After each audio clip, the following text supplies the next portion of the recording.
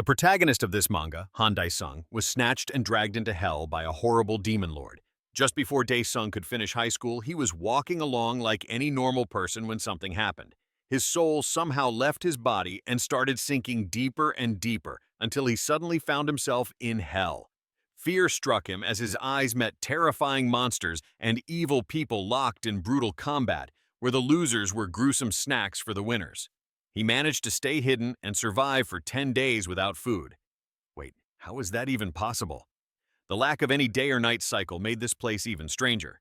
When the hero finally hit his limit, his only chance for survival was to eat the raw, rotting meat the monsters left behind. Despite how disgusting it was, he had to do it to live. As time passed, he slowly adjusted to the brutal environment. He started fighting back against the creatures that saw him as food, using simple stones found on the ground to scare them off. With no other choice, he was forced to fight, turning anything he could find into an improvised weapon. He cried, missing his mom, and vowed in that moment of pain never to surrender to despair. As the days blurred, a time came when he decided to shed his humanity. He started from the very bottom and began to climb. The meat he once hated became a rare luxury he learned to appreciate just to stay alive. One day while eating, a panel popped up in front of him, showing he'd reached level 3. At that point, it all felt like a game. 7 years later, he hit level 24. At this strength, he could easily destroy the creatures that had once seemed like ferocious monsters. After enduring 24 years, he managed to forge a sword from a stone he collected from a dragon knight. But time didn't stop. It flowed by like a gentle breeze. At the age of 51, Dae-sung achieved the amazing feat of slaying an elder dragon. At 79 years old, he finally found the path to the Demon Lord, the same creature who dragged him into this hellish life without his consent. He effortlessly cut through the bugs guarding the Demon Lord's fortress. Even the gatekeeper stood no chance against the protagonist, who was old but surprisingly looked like a young man. Dae-sung threatened the guard, politely demanding he open the door, or his remains would become monster chow in this so-called hell. The guard refused to cooperate, putting up some resistance and taking the threat as a personal insult to his lord's honor. He began to rage and boast, but suddenly felt something go through him. Looking down, he discovered a huge hole in his chest. Dae-sung, unfazed, simply commented that the noisy guard was annoying him. Meanwhile, the floating skeleton, Fireball, likely his pet, asked if Dae-sung wasn't concerned about the Demon Lord retaliating for the guard's death, and if he really planned to take over hell. Dae-sung dismissed Fireball's worries, stating he had no interest in becoming some stupid ruler. He explained that it had been 80 years since he was dragged there, and every monster he had faced was unique, each having a fascinating story and reason for being in hell. This is why he wanted to face the Demon Lord, to ask why he was brought there. Fireball found this way of asking rather silly and suggested there might have been a better, more polite approach, like falling to his knees and apologizing. However, Dae-sung stood his ground, insisting he would use violence in response to the suffering he endured, especially since he was brought there without any consent. He grabbed his sword and charged toward the Demon Lord, only to suddenly wake up in a hospital. He immediately panicked, wondering if this was all a dream, especially since he hadn't dreamt of Earth in so long. Seeing children play nearby and noticing how weak his own body felt, unable to move, he convinced himself this had to be a lucid dream. Just then, his mother opened the door. Trembling, she saw her son awake after 30 long years. She burst into tears and hugged him tightly. Dae-sung, however, felt pure annoyance at the dream, finding it incredibly childish. To his utter surprise, he learned that he had defeated the Demon Lord and become Hell's absolute ruler. When his partner, Fireball, asked what was next, a sudden message appeared below, asking if he wanted to return to Earth. For 80 years, all he'd ever wanted was to escape that place. Without wasting a second, he accepted the offer and instantly found himself in the hospital. Having woken from a 30-year coma, the doctor checked his reflexes and gave his mother a positive sign, assuring her that rehabilitation would get her son back in shape quickly. To his mother, this was a gift. To Dae-sung, it felt like a curse. The thought of starting life again after losing 30 years in bed, now in such a fragile state, was completely unacceptable. He grew frantic, yelling and questioning if his entire journey in hell had been just a dream. People around him became scared as he acted like a psycho patient, overwhelmed by his confusion. He threatened the doctor not to approach him. When the doctor moved closer, our hero bit him like a wild animal, demanding to know what was wrong with his body. He wondered if he was poisoned or paralyzed, desperately hoping it was a nightmare. In his frenzy, he fell out of the bed, which only worried his mother more. He thought about the 80 years of continuous struggle he'd faced in hell, feeling like it might have all been wasted. Even during his darkest moments there, he had never given up hope of leaving, and now he longed to go back. Staff members were quickly called, and they grabbed both his arms to force him back onto the bed. Looking out the window, he saw a huge wormhole opening in the sky. Confused and desperate, he questioned his fate, wondering if his life in hell had been nothing but a coma-induced dream. Since he refused to calm down, the anesthesiologist gave him a shot to put him to sleep. When he woke up again, he was watching a news channel on TV, which confirmed his suspicion. The sight he'd witnessed was indeed a gate, and a recovery team had been sent to clean up the monsters. The team leader reported to a man who had come to see Dae-sung. The man looked shocked and extremely happy to find him awake. Still confused, Dae-sung asked who he was, but then, in a flash of recognition, realized it was his friend. Chanho. Chanho told him he'd been in this state for 10 years. He explained that a decade ago, while returning home, Dae-sung suddenly collapsed and had been lying in that hospital bed ever since. Hearing 10 years, Dae-sung felt a mix of confusion and relief. He thought it had been 30. What really upset him, though, was realizing he'd spent 80 years in hell. Chanho shared that his mother had struggled a lot, working 3 jobs to pay his medical bills. He urged Dae-sung to take charge of his life again, even revealing he had a job offer for him. When his mother took him outside for some fresh air, Dae-sung felt a huge sense of responsibility and deep hatred for his body that couldn't even move on its own. Suddenly, 2 thugs appeared, demanding money his mother had borrowed. She apologized and begged for just 1 more month, but the bullies were cruel. In a shocking move, one bully hit her, threatening violence. Tears streamed down her face as she begged them to stop humiliating her in front of her son, her voice shaking with despair. The thug ignored her pleas, rolled up his sleeves, and began hitting the poor woman. Witnessing his mother's suffering ignited a fierce rage in Dae-sung, who started calling the thugs insects and yelling insults at them. One of the thugs grabbed Dae-sung by the sleeve. His mother desperately pleaded with the bullies to let her son go, reminding them he was just a kid and urging Dae-sung to apologize. Dae-sung refused to back down, adopting a hard expression. The bully smirked and violently pushed Dae-sung to the ground. After that, the gangster started brutally beating him. As Dae-sung struggled to control his anger and wished for his old strong body back, a mission suddenly popped up in his status window. He accepted it immediately, knowing he had no other choice. That status window had been his lifeline, helping him survive his entire 80 years in hell.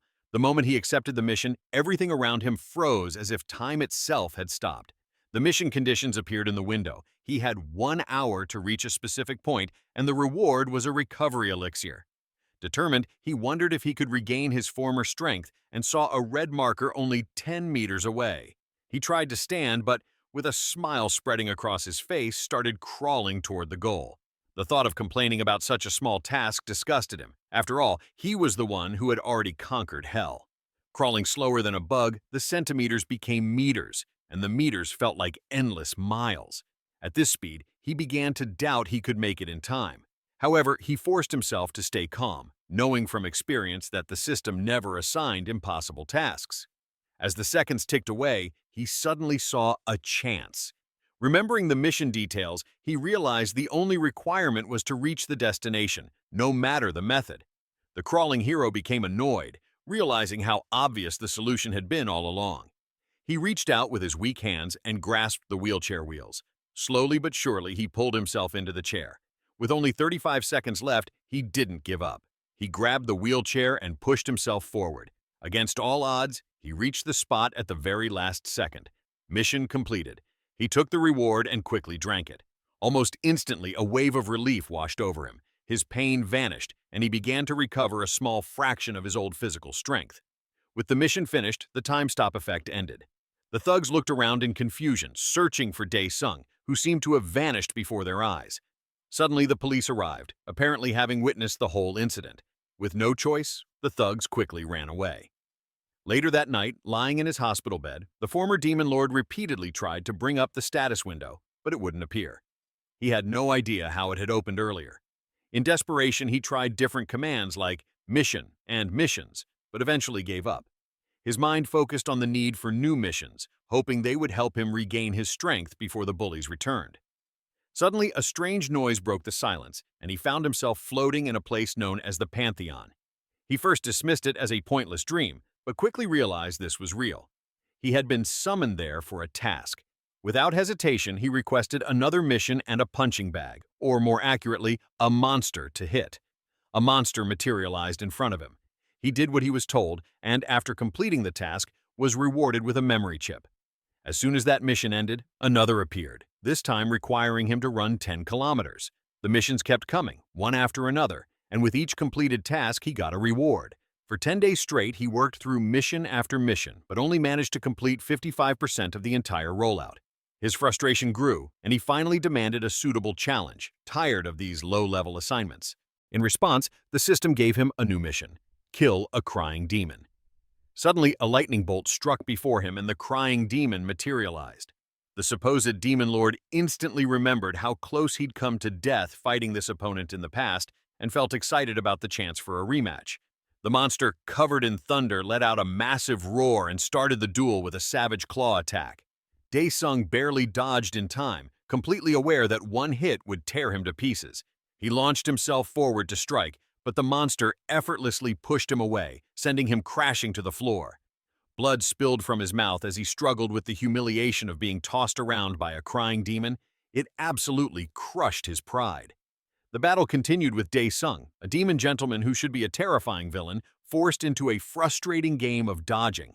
Finally, his luck ran out, and the demon caught him, gripping him tightly with its claws. In that desperate moment, Daesung remembered crushing the monster in their first encounter. He'd nearly forgotten that he could summon a sword.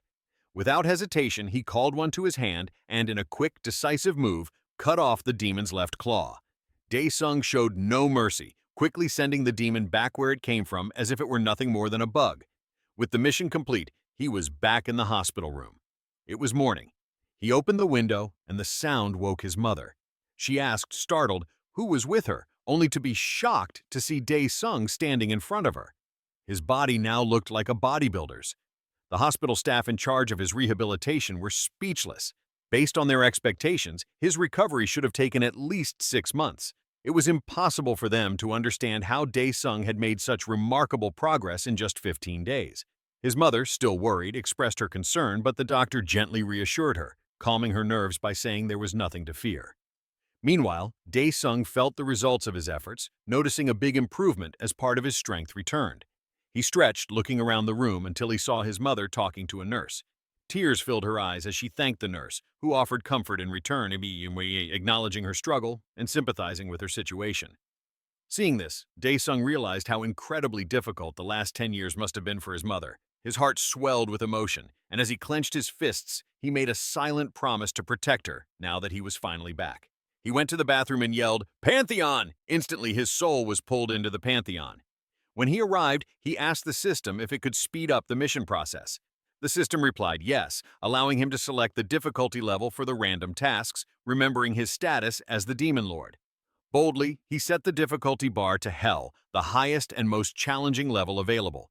In response, a dark orb appeared before him. When it shattered, the vision that emerged left him in stunned amazement. Standing in front of him was none other than the absolute ruler of Hell, an exact image of Daesung, but at his full strength. Daesung summoned his sword, excitement coursing through him at the prospect of the battle. Without missing a beat, his copy charged forward, delivering a fierce overhead attack. The weakened Daesung barely managed to block the strike, feeling the pressure. The copy kept up the offense, attacking from all angles, searching for a gap in Daesung's defense. Overwhelmed by his double's immense power, he realized that the longer the fight lasted, the more damage he would take. Suddenly, the copy found an opening and punched Daesung, sending him flying across the arena. Breathing heavily, Daesung murmured that the copy felt more real than the original at that moment.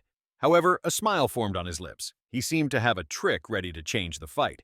He activated his blood neutralization ability, making himself immune to his double's attacks. Even when the sword sliced him, he felt nothing, and he quickly changed the battle's momentum, smashing the copy's face into the ground. However, this advantage didn't last long. To his amazement, the copy was not defeated so easily. It had the exact same ability. The battle continued with fierce intensity, and soon Daesung found himself stabbed by the sword. The pain was a clear reminder of what he had to lose. Meanwhile, a cleaning woman approached the bathroom, ready to open the door after getting no response from inside. Just as she reached for the handle, she was urgently called away to the third floor. Back in the Pantheon, Dae-sung felt trapped. The pressure of potential defeat weighed on him, and he realized that losing now would mean all his hard work was for nothing. Desperation fueled his search for a way to change the game, even if it meant risking everything on a lucky shot. He quickly opened his inventory and pulled out a nutritional tonic, one of the rewards from his past missions. This drink could restore 20% of his stamina. Realizing that 5 bottles would completely refill him to 100%, a spark of hope ignited within him. In the heat of the fight, he decided to risk it and drank 1 bottle, feeling the energy surge through his body. Interrupted by his false double, our hero didn't hesitate and threw a punch, ignoring his poor health. With his double flying from a single hit, Dae-sung's confidence quickly returned. Without wasting time, he pulled out 2 more tonics and drank both. His double didn't appreciate this move and nearly caught him with a fierce roundhouse kick. Skillfully avoiding the attack, Dae-sung took a 4th tonic. They gave each other no time to pause, exchanging blows at a speed too fast to track. Our protagonist managed to take a 5th tonic. Frustratingly, even after recovering significantly, he still couldn't defeat his double, who wasted no time trying to catch him in a chokehold. A wicked smile spread across the double's face as its sword slashed toward Dae-sung. As a last resort, our friend executed a 180-degree plan to completely flip the situation. The copy's abdomen was pierced by the original's sword, leaving it confused as its own weapon vanished into Dae-sung's inventory. With a sly grin, our protagonist laughed at his previously overconfident, gangster-like double. Watching the copy collapse to its knees, he savored the last-second victory his gamble had secured. Upon completing the Hell-level mission, a bright blue window announced that the user had reached 100% implementation and that his body was now restored to its peak condition. As a bonus, he also gained the ability to use the Hell system on Earth. Suddenly, his hospital clothes tore apart.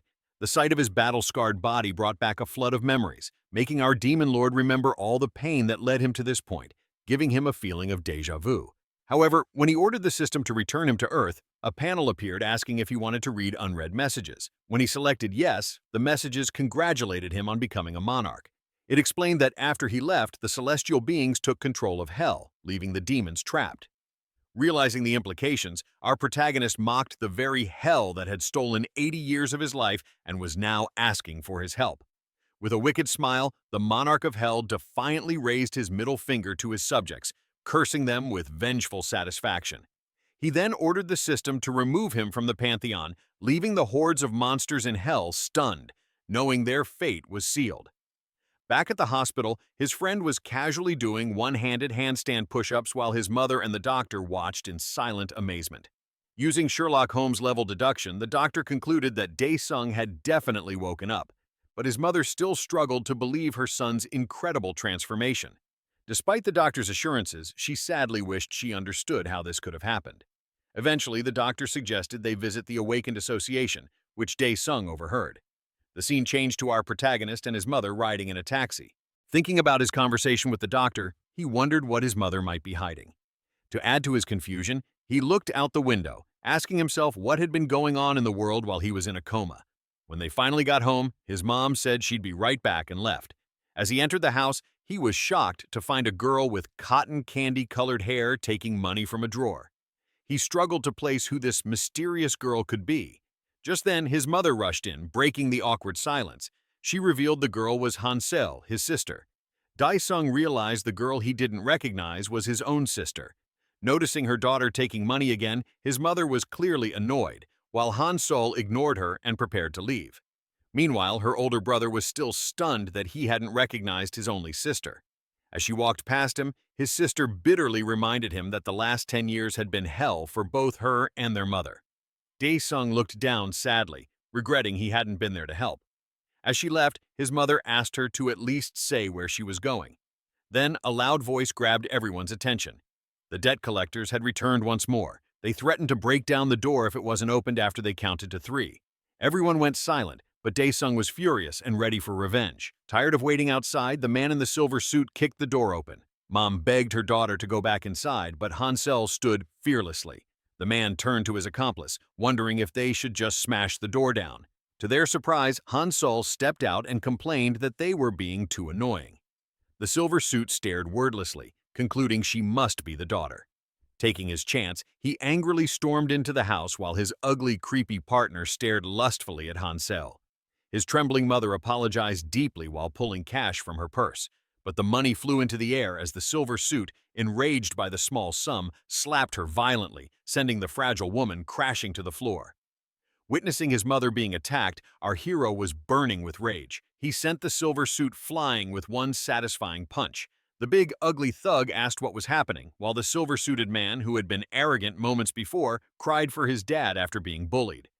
The thug could only look on in surprise as our demon lord thanked them both for conveniently coming straight to him. After a brief taunt, the thug was grabbed by the jaw as Dae-sung prepared to give him a well-deserved beating for hitting his mother. He slapped the thug across the face. Not once, not 5, not 10, but 100 times before the brute finally collapsed to the ground in pain.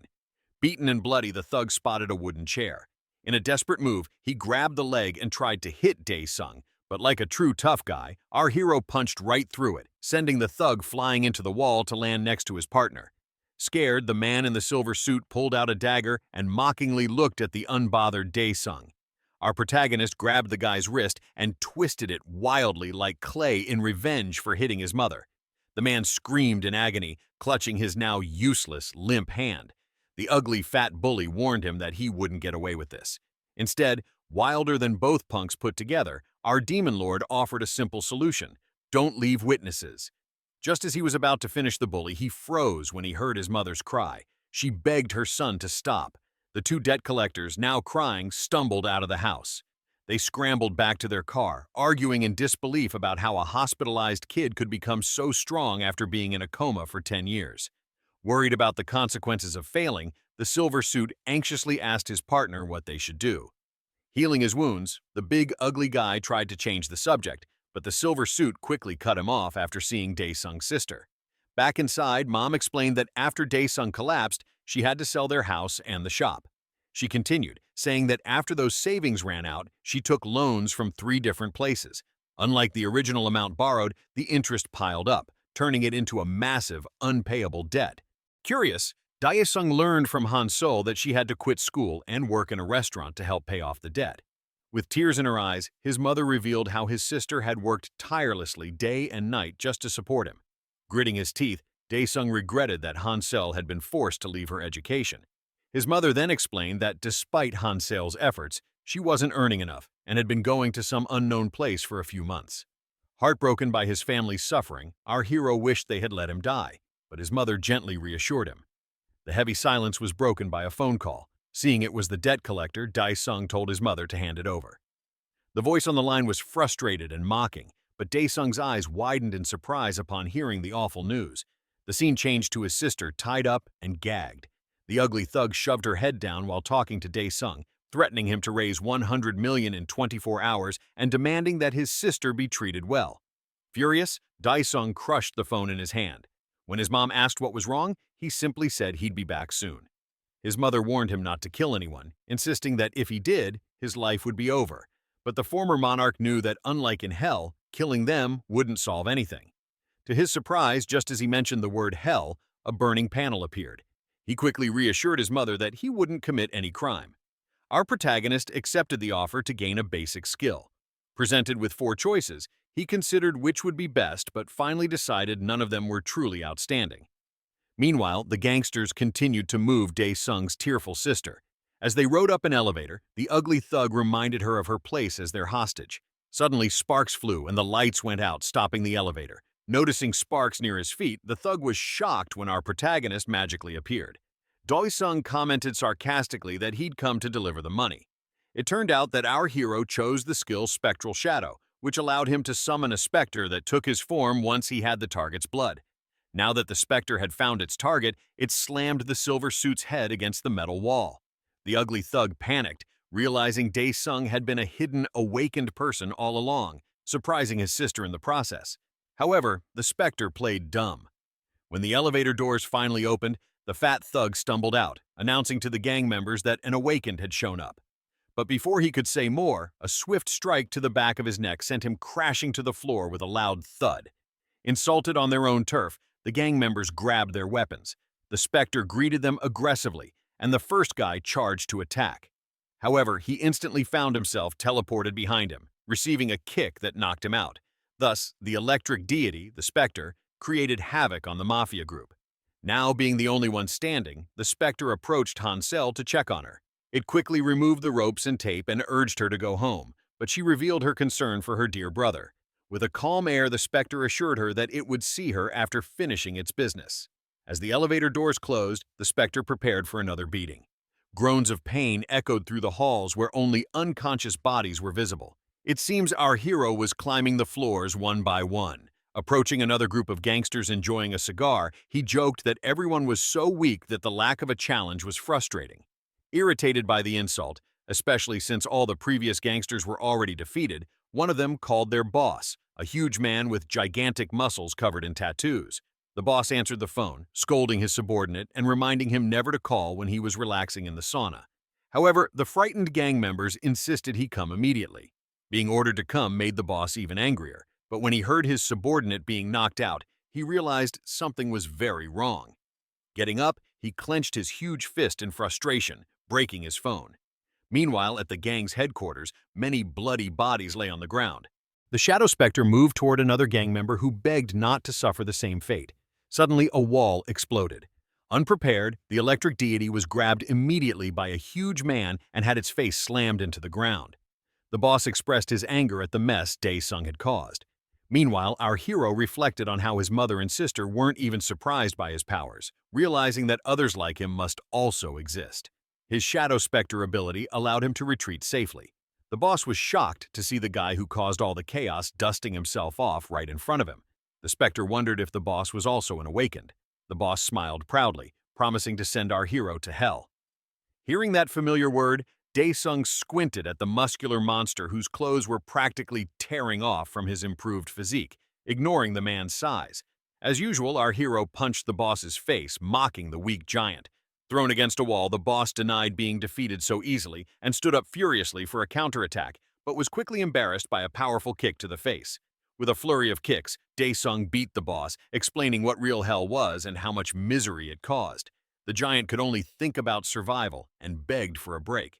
With his spirit shattered, the muscular gangster offered money and everything he had in exchange for his worthless life. Talk of money sparked Dae-sung's interest. He questioned the boss about the gang's safe. After the boss pointed Dae-sung toward the closet with the safe, he ran away like a crying child, finally reaching his white car in the parking lot. The thug thought he was safe and boasted about how he would hunt Dae-sung down, but his nemesis snuck up, whispering that he forgot to ask for the safe's password. Even as the boss went crazy with fear, the Shadow Spectre haunted him one last time, saying he could be contacted any time and where. Later, money magically dropped from a portal in front of our protagonist, totaling over 500 million won. Our hero smiled like a greedy goblin, thinking of all the things and apartments he could buy with it. He entered a shopping mall and was drawn to a newly launched foldable phone, which the seller said cost 2.99 million won. His curiosity piqued. He checked out another model that looked like the Samsung Z Flip. Hoping to make the sale easier, the shopkeeper suggested an installment plan, but Dae-sung simply put 5 million won on the counter and bought both models right away. The shopkeeper, looking suspicious, accepted the money as if Dae-sung had scammed someone or overcharged him. Our demon gentleman arrived home and casually set down his purchases. When his mother called him to dinner, he replied that he needed to go out. Before she could ask where, he was gone. Actually, his friend Chan-ho had invited him to dinner at a restaurant. Chan-ho was visibly surprised by Dae-sung's transformation, as his physique had changed greatly since their last meeting just a few days ago. The two started their meal by sharing a drink. Chan-ho began the conversation by asking Dae-sung about his future, reminding him they were no longer carefree school kids. However, Dae-sung changed the topic, asking how many apartments could be bought with 500 million won. Chan-ho, momentarily stunned, asked if Dae-sung had money, but quickly moved to talk about the current state of inflation. He sadly explained that such an amount would barely be enough to rent a modest apartment on the city's outskirts. This news disturbed the demon lord, who anxiously asked how much it would cost to buy a place in the city. Chan-ho reported it would cost at least 2 billion won. He then urged Dae-sung to relax, reminding him that the world had drastically changed since he fell into a coma. Changing the subject, Chan-ho got to the point, asking if Dae-sung was an awakened. Dae-sung replied that to confirm that, he first needed to understand what it truly meant to be awakened. When they left the restaurant, Chan-ho explained everything. Chan-ho began by explaining that shortly after Dae-sung's coma started, strange portals, known as gates, began appearing everywhere. At first, these portals were seen as a minor threat and kept under control. However, things took a dark turn when monsters started escaping the gates, flooding the land in what became known as a gate burst. These monsters caused widespread destruction, sparing no one in their path. Humanity struggled, quickly discovering that their man-made weapons were completely useless against these hideous creatures. Dae-sung, unable to contain his curiosity, interrupted, asking if even firearms and cannons couldn't harm them. Chan-ho confirmed that it was safe to say normal weapons did absolutely nothing. He then explained that over time, a new kind of weapon was discovered, special weapons called aura weapons. These new tools, created from monster byproducts, proved effective against the creatures. The people capable of using them became known as the awakened, heroes who stood on the front lines when humanity faced near extinction. The saying, "necessity is the mother of invention," became real as humanity adapted to survive. Trying to show off, the former demon lord pulled out a new foldable phone from his pocket to impress Chan-ho, but his confidence was crushed when he learned those phones were now being given away for free, realizing he had been scammed. Overwhelmed by shame, Dae-sung kept the matter to himself, choosing not to tell his friend how much he actually paid for it.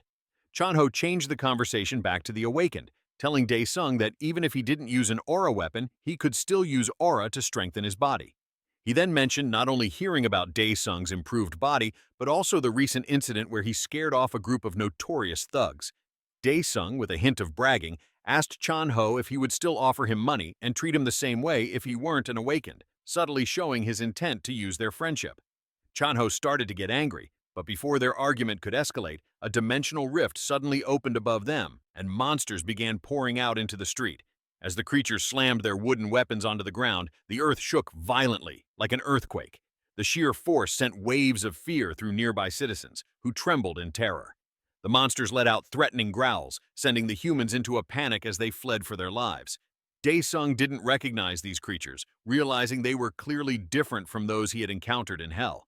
Without wasting time, Dae-sung kicked the ground, breaking off a piece of the road and throwing it toward the approaching monsters. But before the debris could hit, a glowing shield appeared, blocking the attack. Chan-ho quickly reminded Dae-sung that those types of weapons wouldn't work against these creatures.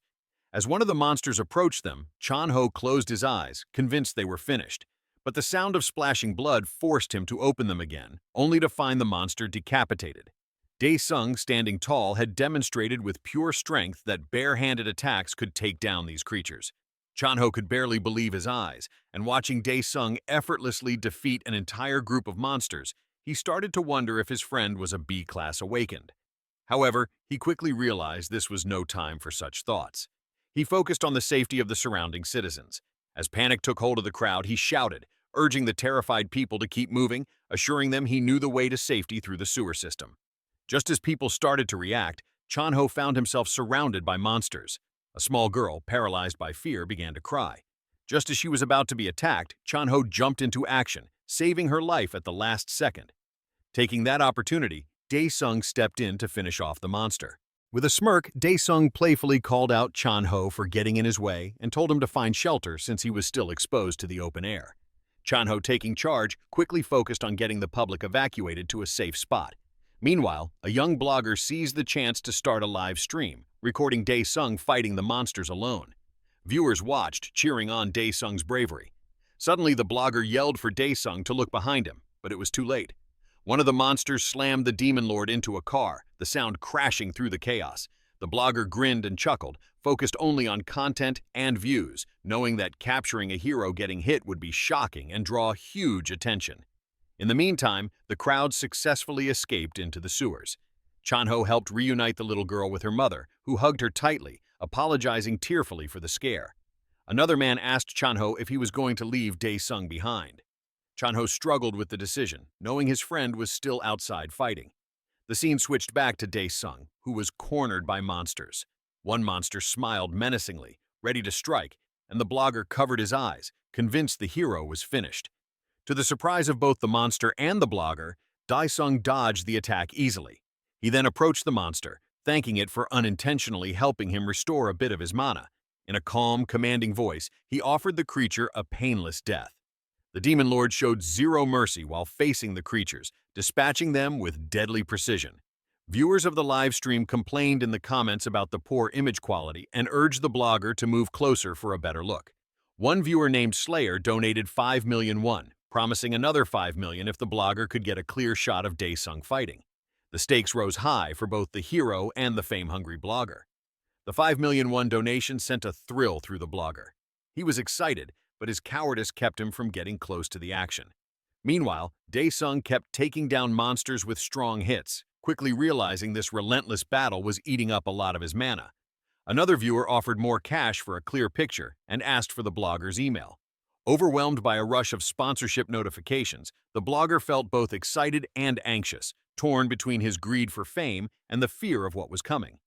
The blogger then got a 20 million won donation from a viewer demanding specific info about the hero fighting, promising more money later. The scene cut to several viewers of the stream engaging in a bidding war over Daesung. These people, clearly important clan leaders, found his skills both entertaining and incredibly impressive. Their interest in Daesung grew as they watched his fighting ability, considering how they could use his power for their own gains. Daesung had defeated so many monsters that the rest were now shaking with fear. However, one creature, likely their leader, killed one of its own men and showed no fear as it got ready to face Daesung. The blogger's desire for money had grown so strong he was finally willing to risk it for this amazing opportunity. Just as he worked up the courage to get closer for a better shot, Chanho suddenly showed up, scaring him and demanding to know why he hadn't evacuated. This surprise caused the blogger to drop his phone, and his viewers exploded in the comments, calling him a loser and a chicken for his fear. Chanho dragged the blogger toward the safety of a nearby building, but the young man resisted, obsessed with money and views. As he was being forcibly pulled away, a monster stepped on his phone, crushing it. In a state of shock, the blogger passed out.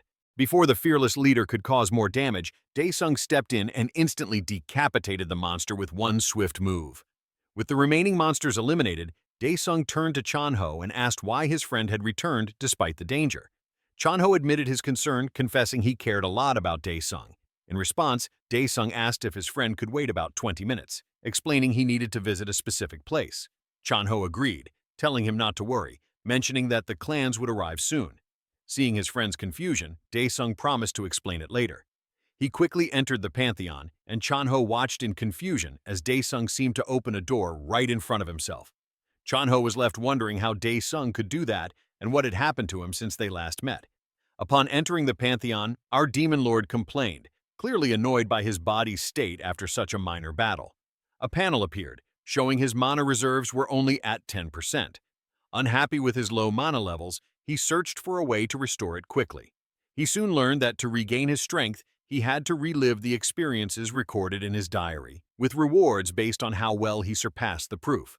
A wave of déjà vu washed over him as memories from the diary, which had kept him sane in hell, resurfaced. Without thinking, he accepted the test. In an instant, a diary materialized before him. Huge bursts of energy exploded from the book, signaling the start of the challenge. Memories of his suffering flooded back into our hero's mind. As the diary released its contents, it burst into flames, leaving the painful memories behind. With firm determination to finally increase his mana, the ruler of Hell ordered the system to recreate page 16, detailing 5 agonizing years in Hell. Meanwhile, back on Earth, Chanho was with the young blogger, who clumsily tried to get information about the hero from his rescuer. In a clumsy move, the boy casually asked where the incredible monster fighter had gone. Unfazed, Chanho gave the characterless kid a look of contempt, wondering out loud why anyone would offer 20 million won just for a picture of his friend's face. Not impressed by the response, the boy pretended ignorance, but their talk was abruptly stopped by a deafening sound that shook them. Chanho calmly instructed the boy to follow him silently toward the collected evacuees. Feeling his phone vibrate, Chanho read a message from his leader, informing him that because it was the weekend, reinforcements would be delayed, urging him to escape as fast as possible. Distressed by the news, Chanho could only hope that his best demon hunter friend would return soon before it was too late. Meanwhile, in another dimension, our hero found himself reliving his time in the Predator's forest. Soft winds blew, but he felt uneasy about the eerie silence. A panel appeared, announcing his task: subdue 10 white colossi, the divine beings of the forest. Confused, the innocent-looking demon lord wondered where his enemies could be, unaware of the huge shadow looming over him. The robot set its target. Its eyes glowed with a threatening crimson color before it fired a blinding beam of energy. Sensing the danger just in time, our hero narrowly dodged the attack, barely avoiding being incinerated. Through the blinding smoke, our demon lord spotted the white colossus, Rickus, a machine with a face only a mother could love, if it had one. As he judged this divine creation, its hand suddenly shot out, cutting the air like a drill. Unfazed, Daesung fought back, his fist slamming into the automaton's hard metal face. The colossus absorbed the impact of our demon lord's destructive blow and staggered back. In a last-ditch effort, its fingers extended like sharp blades surrounding him, but he easily dodged the projectiles and delivered a powerful hit straight to its abdomen. The force of the blow tore the divine machine from top to bottom, leaving nothing but debris and smoke. Pausing while waiting for the next challenger, his eyes were drawn to a strange red core lying among the wreckage. Meanwhile, back on Earth, Chan-ho and the blogger boy reached the roof, where they found a gruesome scene of massacred bodies scattered around. Horrified, Chan-ho noticed a severely injured man still clinging to life. As they rushed to help him, the dying man tried with trembling lips to warn Chan-ho about the threat behind him. Confused, Chan-ho turned around and found himself face to face with a giant goblin monster wielding a huge wooden club just a few feet away. Worried about the injured man, the blogger suggested moving him, but Chan-ho dismissed the idea, stating that the man's time was up. He sharply warned the boy not to make any sudden moves, so the cowardly boy turned to look at the threat he should be worried about and instantly froze in fear. Seeing the boy stunned, Chan-ho yelled at him to snap out of it if he didn't want to die.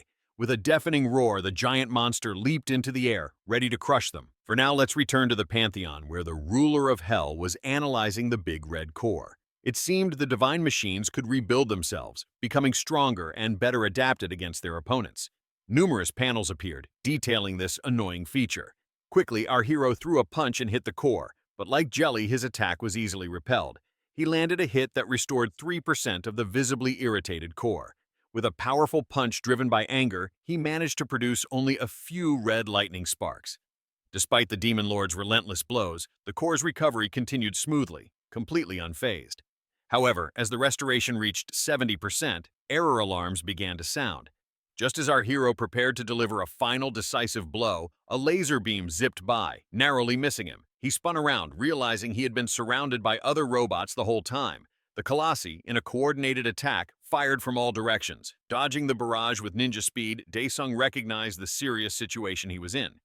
To make matters worse, the core was quietly advancing, now at 98% completion. Despite everything, the ruler of Hell refused to give up.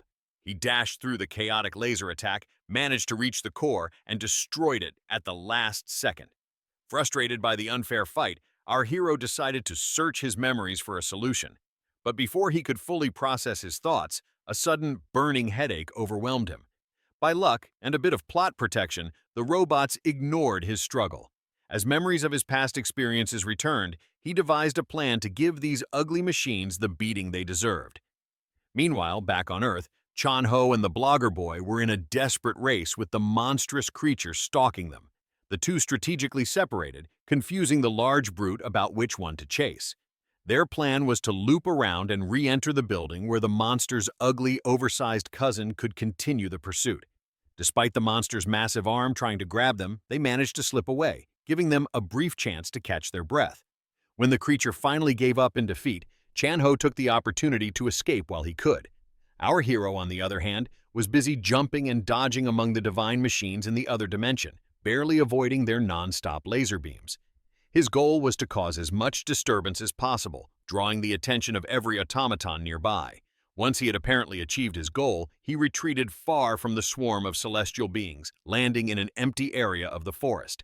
He finally stopped, letting the enemies lock onto him and charge their laser attacks. But suddenly one of the colossal robots fell to its knees, ignoring its allies.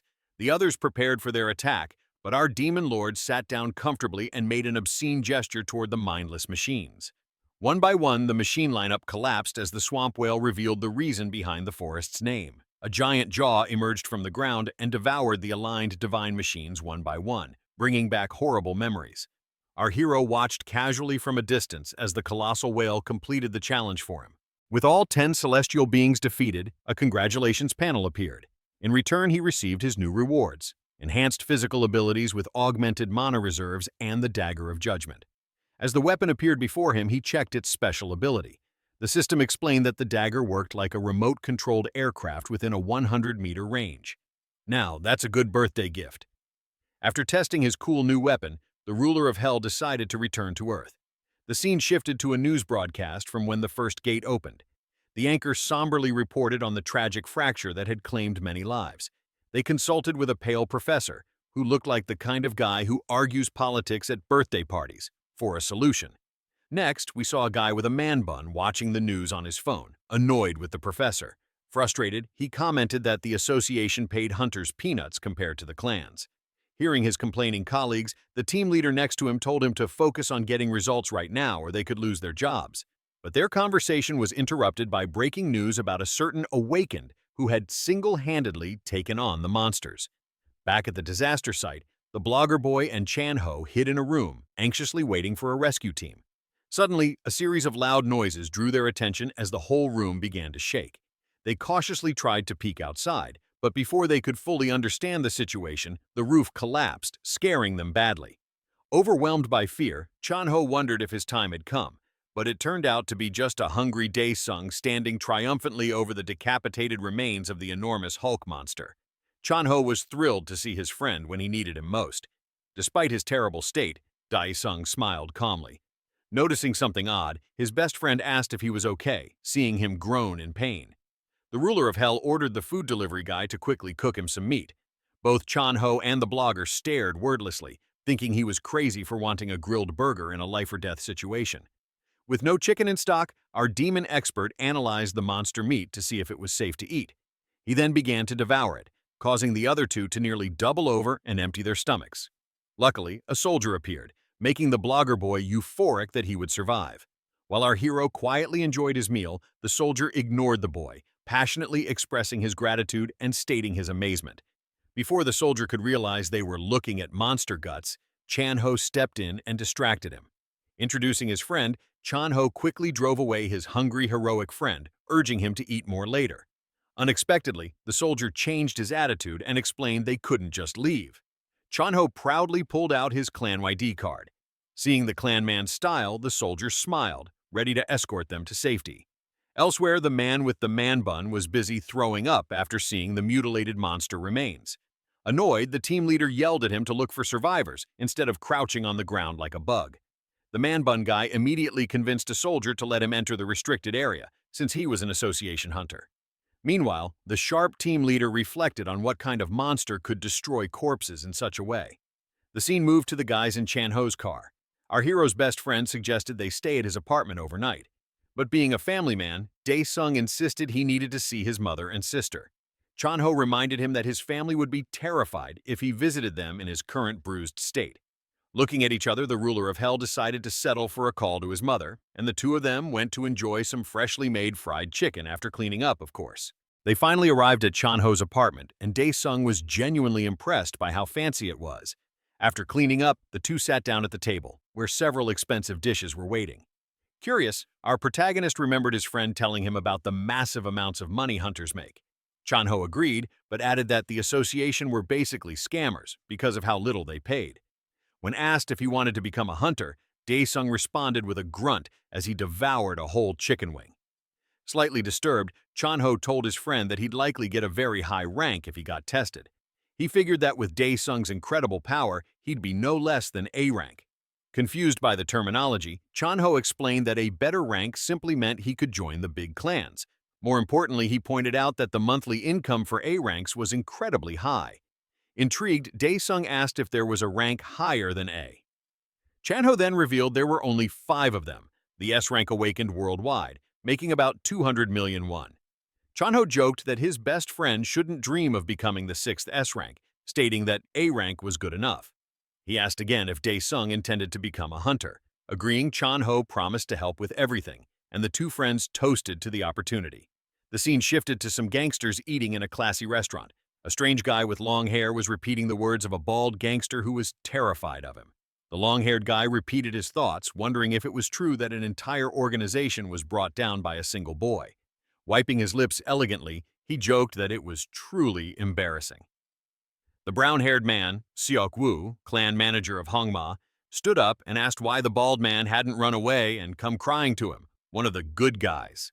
The bald man begged, shaking intensely as the guy put a hand on his shoulder with a chilling look. He then asked if the bald man was scared because of the corpse across the room, making the gangster sweat heavily. Tearfully, the bald man begged Seok-woo not to make him end up like the body lying just a few meters away. Gently stroking the bald man's head, Seok-woo calmly explained that all he cared about was the stolen money. He made it clear he also planned to take the gang's hidden stash, but the bald man, paralyzed by fear, played dumb.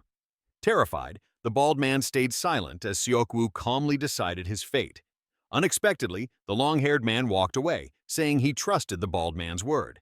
But moments after expressing gratitude for the information, the bald and neatly shaved head in Seok-woo's hand exploded. Seok-woo barely acknowledged the gushing blood as he casually picked up his tablet, showing a picture of Dae-sung and ordering a woman lurking in the shadows to cleanly deal with the culprit. Meanwhile, our hero finally visited the Hunters Association.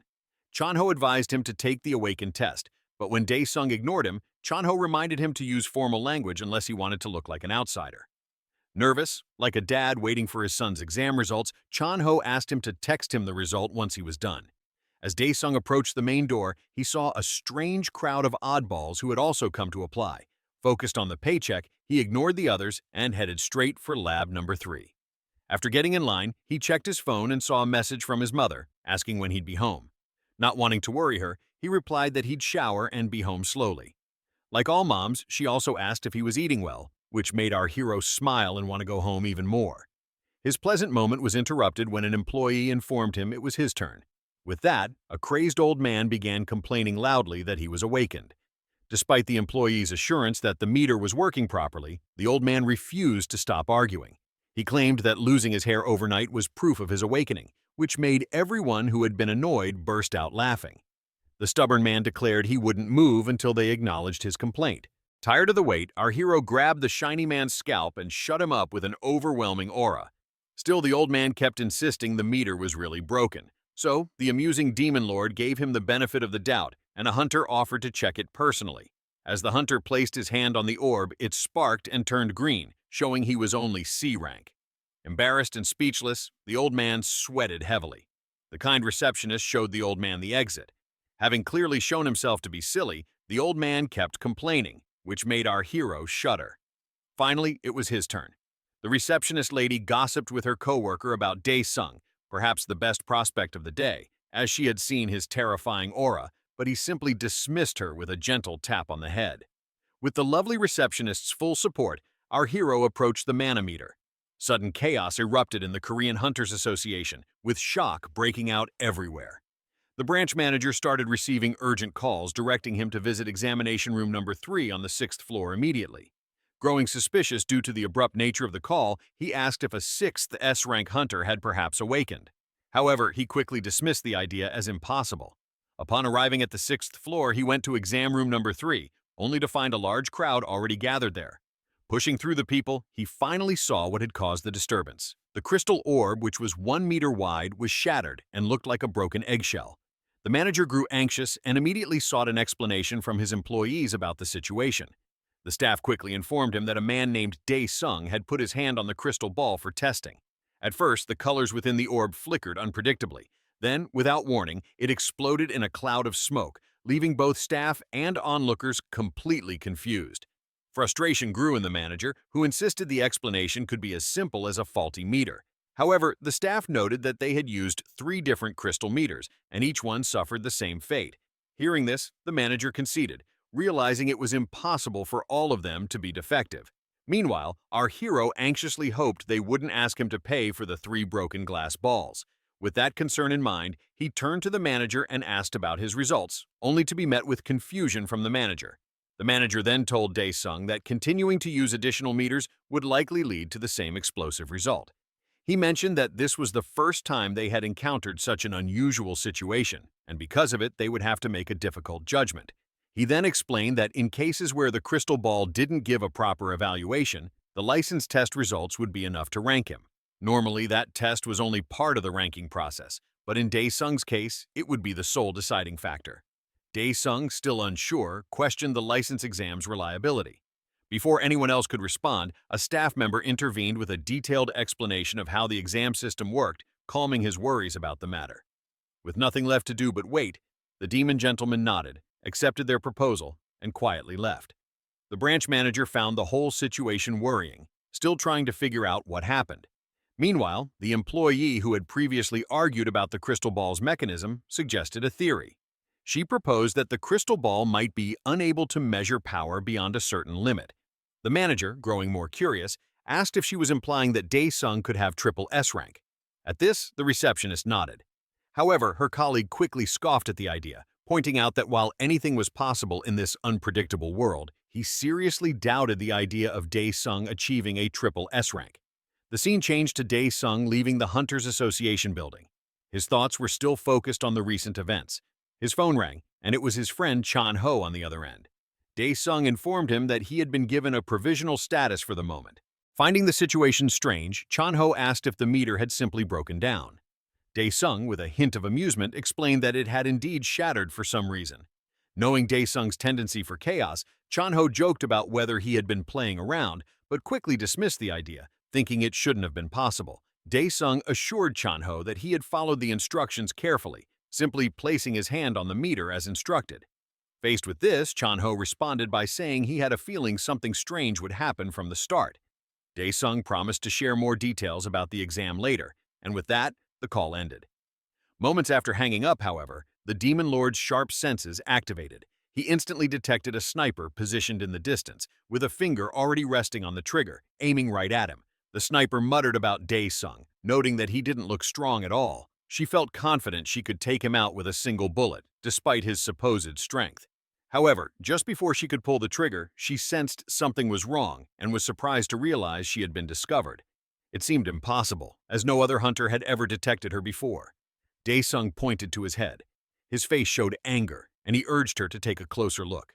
The sniper felt fear, not only because she had been found, but because Dae-sung's voice reached her clearly from that distance. She trembled with fear, but quickly recovered enough to pull the trigger.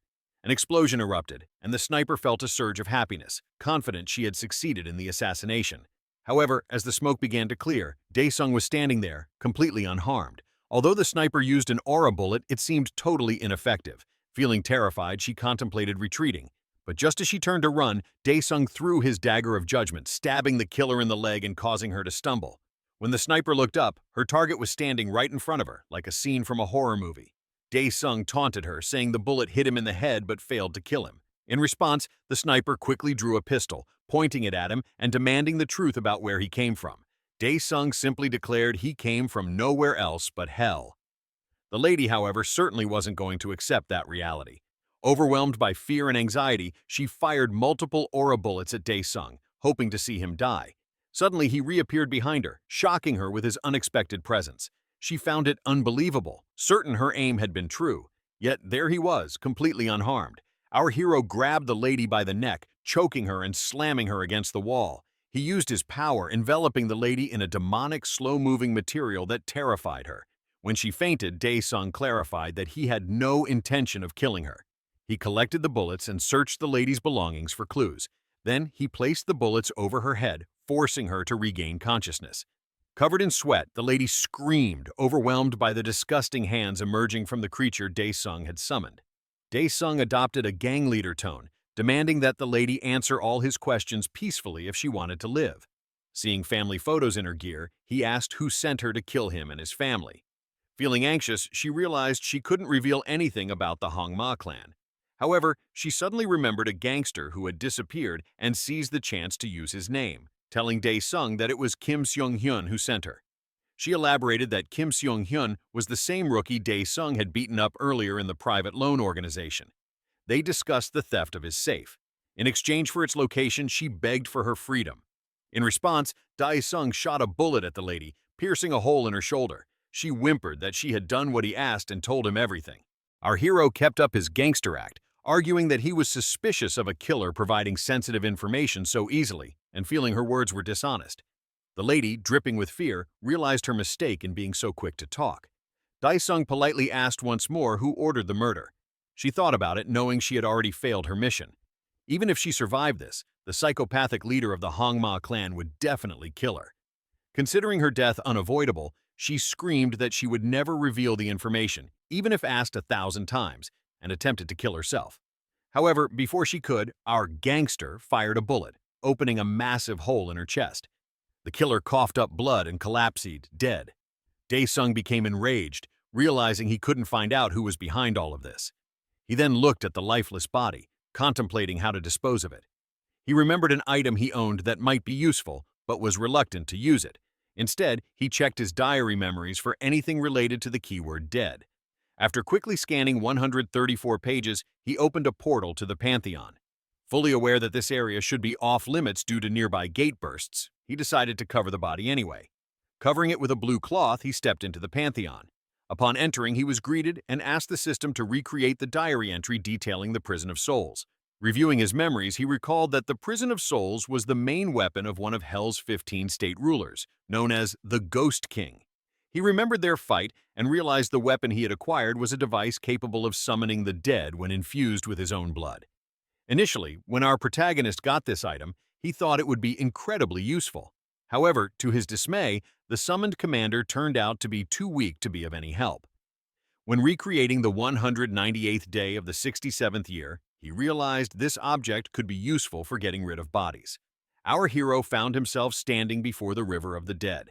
He remembered that the Ghost King's territory was across the river. The last time he saw this river, a boat was available to cross it, but this time there was nothing at all. Thinking about swimming across, he realized it was impossible. Even a single dip in the water was enough to disintegrate a person's body. While he contemplated how to get to the other side, the first part of the quest began as many small celestial creatures resembling celestial insects appeared, flying toward him. These insects, known as white pillars, immediately started shooting toxic sludge balls in his direction. Daesung skillfully dodged the attacks, wondering if defeating these monsters would reward him with a ship. He drew his weapon and slashed through one of the insects. When killed, the creature exploded, releasing numerous poison bombs, each like a poison bullet. Deciding not to dodge the attacks, he deflected them all with a simple barrier. However, he found the process of dealing with them one by one annoying and slow. He quickly aimed at another approaching pillar, spearing it forward and instantly killing the rest of the insects, cutting them down with ease. Upon completing the mission, he received 50% implementation rate and was given a type of armor called the Blessing of the Bugs. The armor's status revealed it made its user immune to the energy of the dead, suggesting he could swim while wearing it. Without wasting a second, he put on the armor and jumped into the river. A notification appeared, informing the demon lord that his swimming abilities were admired by the Pantheon's demonic beasts, who expressed regret for not being more helpful. This only irritated him further. He quickly reached the Ghost King's territory and was surprised to find that the Castle of the Undead had disappeared as if by magic. Another notification appeared with the demonic beasts apologizing for the castle's disappearance, which only aggravated Daesung more. He wondered if completing some side quests might bring the castle back. Just then, a tall, thin structure known as the Heavenly Obelisk appeared before him with a door at its base. As he asked when the next mission would start, a system window opened, asking him to kill 1,000 heavenly creatures in 2 hours to complete the second task. When this message appeared, a monster materialized, and he instantly recognized it as a command general. Assuming they were demons, he shouted at the monsters to kneel before their lord. However, another notification informed him that the demonic beasts regretted the betrayal of their colleagues. As the monsters rushed him, he killed several but noticed they were missing their cores. He wondered if the architectural pillar was the cause of this anomaly. He activated blood neutralization, transforming into a human-demon hybrid, increasing his stats and skill attack power by 300%. With this new force, he advanced quickly, taking down large groups of command generals as he moved among them. However, when he reached the pillar, he realized it might be more effective to destroy it from within. He ran to the door and entered the tower, killing everyone in his path. In seconds, he destroyed the entire structure. As the tower crumbled, the suspicious, coreless demons disintegrated, vanishing into the air. With this, the second mission ended, and the implementation rate for the soul prison was completed. He received 2 orbs as a reward, 1 purple and 1 orange. He figured one had to be the weapon, while the other might be an implementation item. He picked up the purple orb first. To his delight, it was the weapon he was looking for, granting him 3 skills. The first allowed him to imprison a dead target, the second allowed him to resurrect them, and the third allowed him to look at their memory. While his main goal was to collect corpses for information, he was disappointed to discover he could only imprison 20 souls at once. He then picked up the other orb, which turned out to be an expansion rune. He took the rune and engraved it onto his soul prison artifact, increasing its capacity from 20 to 100, which was enough for his needs. Satisfied, he picked up the soul prison and decided to leave the Pantheon, having achieved his goal. Suddenly, however, the demonic beasts sent him another message, begging him to be careful. He dismissed it as a nuisance. A golden panel opened in front of him, but he ignored it as a waste of time, uninterested in what it could offer. Shaking off the meaningless riddles from the demonic beasts, he left the Pantheon. Returning to where he left the sniper's corpse, he discovered it was nowhere to be found. A corpse couldn't just walk away. Tired, Daesung decided to go home. Upon entering, his sister looked at him sideways and commented that he was late, noting the rice soup was getting cold. She called him over and reheated the soup. As they started eating, his mother turned off the television. Daesung started a conversation, discussing how much the world had changed. His mother expressed concern that he might be surprised by everything, which is why she hadn't told him anything. She apologized for feeling useless as a mother. Daesung reassured her, saying he was grateful that she had survived all this time. He then asked his mother and sister if they wanted anything for themselves. His mother blushed at the question and offered him more soup instead. After lunch, he called his friend Chanho and informed him that he would be gone for a while. Chanho asked if this was preparation for the license exam. The Demon Lord replied that it was similar to training, but he had actually found a bug that disappeared and he needed to look for it. His friend seemed clueless about what he was talking about. Daesung then asked Chanho to watch over his sister and mother while he was away, deciding to make a name for himself in an attempt to attract those behind the murderer. The scene moved to the Hongma clan building, where they were discussing how to handle the new extraordinary hunter. Upon hearing of the B-rank murderer's death, Seokwoo suggested forgetting about him. With an evil smile, he proposed sabotaging the qualification test instead. Saying this, he turned to Jinchul, the A-rank punk in a water tank, and asked if he was ready. Jinchul claimed he was born ready. A scientist prepared to inject Jinchul with a mysterious serum. Smiling sadistically, Seokwoo warned the A-ranker about the mentally devastating pain he was about to feel. Jinchul answered with confidence that he had been prepared since he joined. Getting the go-ahead from Seokwoo, the mad scientist began the injection. Bubbles started to burst in the water, causing Jinchul's veins to swell beneath his diving suit. Gritting his teeth, the A-ranker's eyes rolled back and magical energy began to light up the skin over his veins. Suddenly, the scientist began sweating heavily, warning that Jinchul could die if they continued. Seokwoo didn't care, stressing that he would never have recruited someone so weak in the first place. With 90% of the serum injected, Jinchul howled in agony, his eyes nearly popping out of their sockets. Just then, his heart stopped. Jinchul lay motionless, leading the scientist to declare him dead. However, Seokwoo immediately hushed him. The A-ranker's hands began to move, surprising the white-coated doctor as his subject's heart started beating once more. Now, with bright green eyes wide open, Jinchul shattered the tank with a powerful punch, leaving it overflowing with energy. Smiling disturbingly, Seokwoo congratulated his little test subject and expressed enthusiasm for his performance in the coming days. Meanwhile, our protagonist was on a rooftop chatting with Chanho. His best friend informed him that he would need to use the association's equipment for the test. Reading this, Daesung performed his own experiment. Grabbing a stick, our hero discovered a powerful exploit, an invisible infernal armor. Realizing the armor was invisible, our boy pulled the dagger of judgment from his inventory. Ordering the system to recognize the wooden stick as his dagger, his weapon disappeared, and the system confirmed the stick was now overlaid with the dagger's power. Thus, like a Hogwarts student, our friend could now destroy his enemies with a tiny wand. This also sparked a new idea, so he entered the Pantheon one more time. Entering the territory of the Flame King, he expressed annoyance at having to visit the place again. Suddenly, an army of Orkel's servants, armored wolves as white as snow with crimson eyes, surrounded him. The system instantly presented a mission to defeat 1,000 of them in exchange for half of the weapon he was after, the great sword of Hellfire. Our hero cut his hand in disgust at having to use his soul prison on such trivial enemies. One of the wolves quickly lunged at him, but our hero remained calm, ready to begin his slaughter. Using his insane speed and flying dagger, our hero cut through the heavily armored wolves like butter. With 33 fallen soldiers in his grasp, he summoned them from the prison of corpses. Once again, the pack of wolves attacked him. However, this time, exact copies of their own kind, shadows, smashed the head of one of their brothers. The army of Orkel's henchmen froze in confusion as their exact replicas emerged from the floor. With an order from their master, the army of shadows advanced in his place. The two sides clashed in a bloody battle while the ruler of Hell calmly took out a cigarette. However, he quickly spat it out, perplexed as to how Chan-ho could enjoy something so bad. Soon, one of the enemies slipped past his army of henchmen and rushed toward the Demon Lord. To the attacker's surprise, the Shadow's arms caught it from behind while regenerating. The ruler of Hell savored the moment, watching his brave, immortal minions do the work for him. Still tired of the slow progress, he realized there was still another mission standing between him and the sword. A fiery aura surrounded our boy as he kicked the ground, shooting into the sky like a firework. Considering the enemies unworthy of wasting even 2 hours, he decided to annihilate them instantly. A golden reaper-like comet descended upon the desert plains, unleashing its shockwave with a gigantic explosion that exterminated all monsters in sight. The scene moved to the Soul Clan headquarters, where a samurai, Choi Yun, was practicing his skills by cutting a purple, doll-like monster. With Jinchul powered up for sabotage and Daesung having obtained the first half of the Great Sword of Hellfire and a clever trick to hide the Dagger of Judgment's power, the stage is set for the license test.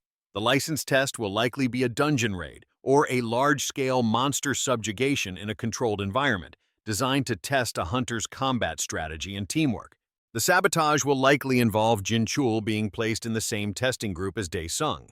Jinchul, empowered by the serum, will use his enhanced strength and ruthlessness to cause maximum destruction and chaos, not just to complete the mission but specifically to disrupt Daesung's performance or even directly target him during the test, making it look like an accident caused by the dangerous environment. As the holographic simulation ended, 2 men watched from a glass window, evaluating her skills. The leader of the Soul Clan, Ju-young, commented that she had developed some dangerous habits. The department head countered that they could fix that flaw, as they had 10 days. So the clan leader ordered him to increase the difficulty of her simulations faster, because they had to defeat the Mad Dog of the Hongma clan.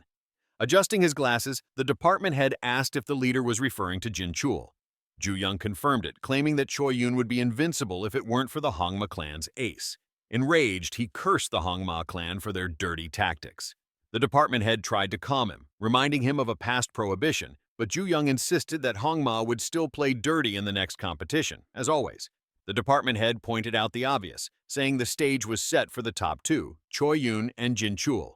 However, the cunning clan leader suggested that this was only true if there wasn't some other monstrous underdog yet to be revealed.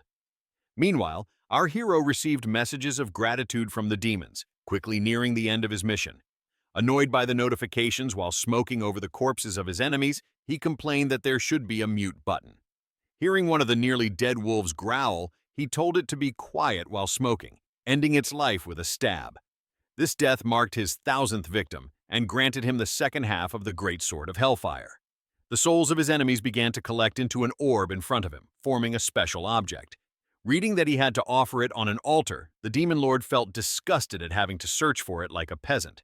However, as soon as he picked up the Soul Stone, a gigantic structure erupted from the ground before him, making the task easy. Thus began the second quest for the Great Sword. The ruler of Hell now had to offer the Soul Stone and be recognized by the Guardian Serpent.